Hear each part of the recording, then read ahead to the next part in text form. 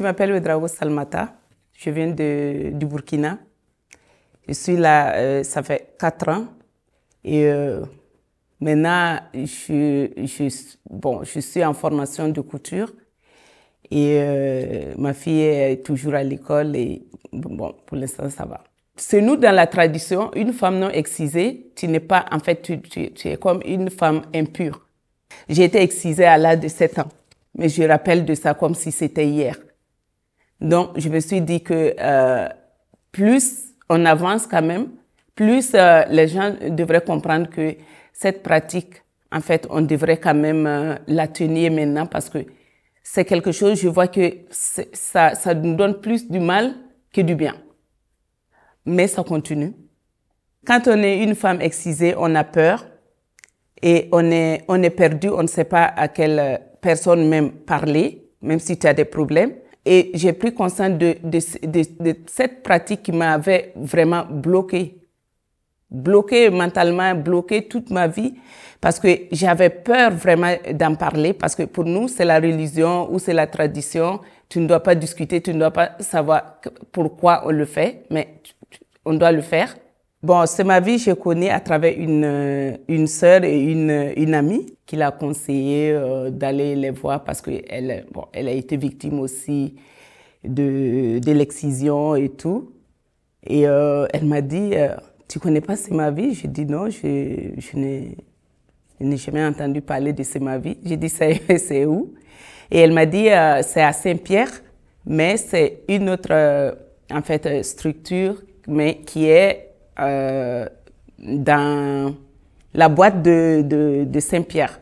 Et j'ai dit, bon, ben, pourquoi pas essayer? Et effectivement, on a été reçus par le docteur. Après, j'ai pris d'autres rendez-vous pour voir la sexologue, la psychologue, et puis je continuais, j'ai fait le parcours moi-même. Quand j'ai rencontré la sexologue pour la première fois, j'étais quand même un peu réticente et puis elle a dit non. En fait, je vois que vous avez beaucoup de choses. Si vous êtes là, c'est que vous voulez comprendre. Et ne soyez pas vraiment gênés parce que c'est un truc, c'est confidentiel. Donc, vous pouvez nous expliquer vraiment votre désir, ce que vous voudrez vraiment. Et là, je me suis dit, tiens, ok, parce qu'elle m'a rassurée. Elle m'a montré que, voilà, si j'ai tapé à la porte, j'ai tapé à la bonne porte. Et donc, de me sentir vraiment libre de m'exprimer. Et elle était vraiment à l'écoute. Elle m'a écoutée.